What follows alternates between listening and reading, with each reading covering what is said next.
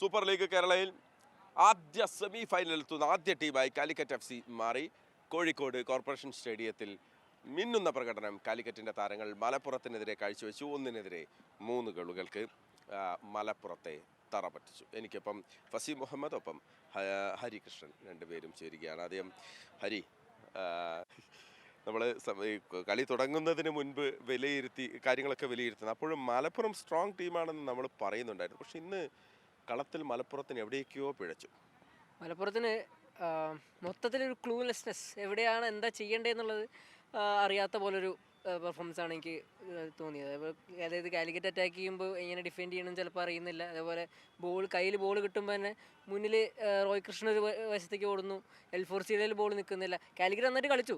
അതുമാത്രമല്ല, മലപ്പുറം ഈ പറഞ്ഞ പോലെ ഇവർക്ക് ഒരു എന്താ ചെയ്യേണ്ടതെന്നുള്ളൊരു ഒരു ലിങ്ക് ഇല്ലാത്ത പോലെ, ഇത്രയധികം പ്ലെയേഴ്സ് ഉണ്ടായിട്ടും ഒരു ലിങ്ക് ഇല്ലാത്ത പോലൊരു പെർഫോമൻസ് ആണ് തോന്നിയത്. ഇപ്പോൾ ഈ കോച്ച് മാറിയിട്ടാണോ? പക്ഷെ കോച്ച് മാറിയിട്ട് അത് പ്രശ്നമാവാൻ ചാൻസ് ഇല്ല. കാരണം ഇയാൾ അസിസ്റ്റൻറ്റ് കോച്ചായിരുന്നല്ലോ, അപ്പോൾ അത് പ്രശ്നമാവാൻ ചാൻസ് ഇല്ല. പക്ഷേ ആ ഒരു ക്ലൂലെസ്നെസ് നമ്മൾ ഇവരെങ്ങനെയോ ജയിച്ച് എങ്ങനെയോ സമനില പിടിച്ച് വരുന്നൊരു പ്രതീതിയായിരുന്നു.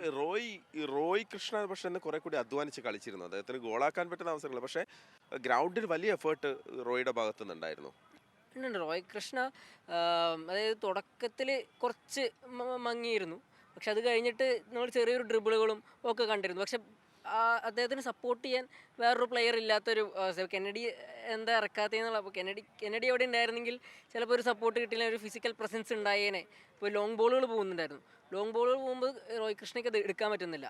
അപ്പോൾ അവിടെ കെന്നഡി ഉണ്ടായിരുന്നെങ്കിൽ അത് ഹെഡ് ചെയ്ത് ഫ്ലിക്ക് ചെയ്ത് കൃഷ്ണയ്ക്ക് കൊടുക്കായിരുന്നു. അപ്പം അങ്ങനെ ഒരു രീതിയിലുള്ള മൂവ്മെൻറ്റ്സ് കെന്നഡിയുടെ ഭാഗത്തുണ്ടായിരുന്നു. കെന്നഡി പക്ഷേ സെക്കൻഡ് ഹാഫിൽ ഇറങ്ങുമ്പോഴേക്കും ഒരാൾ കുറഞ്ഞിരുന്നു ടീമിൽ.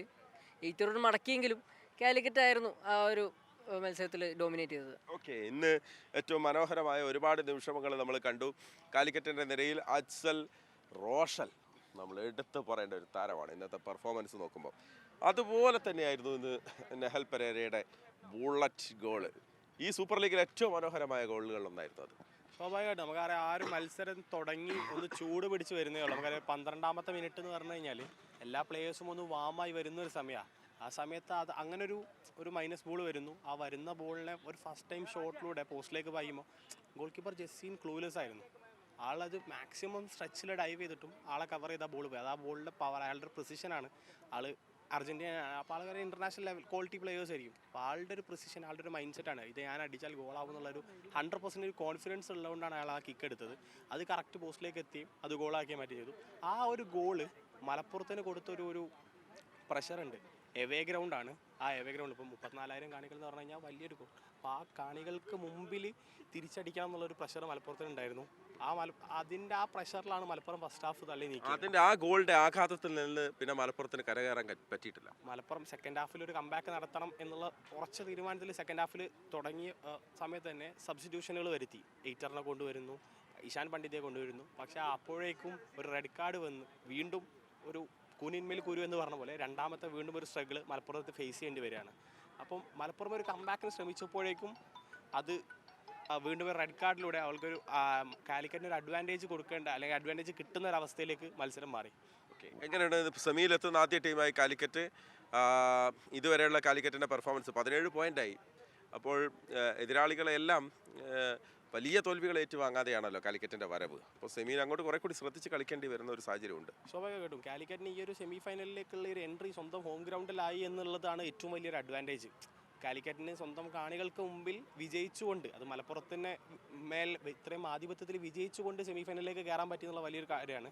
നമുക്കറിയാം കാലിക്കറ്റിൻ്റെ അവസാന കുറച്ച് മത്സരങ്ങളിൽ അവർ വിജയിച്ചിട്ടുണ്ടെങ്കിലും ചില പ്രശ്നങ്ങൾ അവരുടെ സ്ക്വാഡിൽ കാണുന്നുണ്ട്. ഇപ്പം 1 മാൻ ഡൗൺ ആയിട്ടുള്ള മലപ്പുറമാണ് അവർക്കെതിരെ ഒരു ഗോൾ അടിച്ചിട്ടുള്ളത്. അപ്പം ചെറിയ പ്രശ്നങ്ങൾ കാണുന്നുണ്ട്. ആ പ്രശ്നങ്ങളോട് പരിഹരിച്ച് കഴിഞ്ഞാൽ സ്വാഭാവികമായിട്ടും ഡിഫെൻഡിങ് ചാമ്പ്യൻസായ കാലിക്കറ്റിന് വീണ്ടും ഒരിക്കലും കൂടി ഒരു കിരീടത്തിലേക്കുള്ള ഓട്ടം ഒന്നുകൂടി ഓടാൻ പറ്റും. ഒരു കൃത്യമായ സിഗ്നൽ നൽകി ഇന്ന് കാലിക്കറ്റ്. സ്വാഭാവികമായിട്ടും അവർക്ക് അറിയാം ഞങ്ങൾ ചാമ്പ്യന്മാരായത് ചുമ്മാതല്ല. ഏത് പ്ലേയേഴ്സിനെ ഇവിടെ നിന്ന് അങ്ങോട്ടേക്ക് കൊണ്ടുപോയാലും, ഏത് പ്ലേയേഴ്സ് പോയാലും ഞങ്ങൾ പുതിയ സ്ക്വാഡാണെങ്കിൽ പുതിയ സ്ക്വാഡ് വെച്ചിട്ട് ഞങ്ങൾ കളിക്കും. കാലിക്കറ്റിൻ്റെ തട്ടുതാട് തന്നെ കിടക്കും. സ്വാഭാവികമായിട്ടും മലപ്പുറം ഇതുവരെ കഴിഞ്ഞ വർഷം 2 മത്സരവും തോറ്റു കാലിക്കറ്റിനോട്. ഈ സീസണിൽ കാലിക്കറ്റ് ജയിച്ചു എന്ന് ഉറപ്പിച്ച മത്സരമാണ് പയ്യനാട് അവർ സമനിലയാക്കിയത്. പക്ഷേ അതിനുള്ള എല്ലാം കാലിക്കറ്റ് ഇവിടെ തീർത്തു.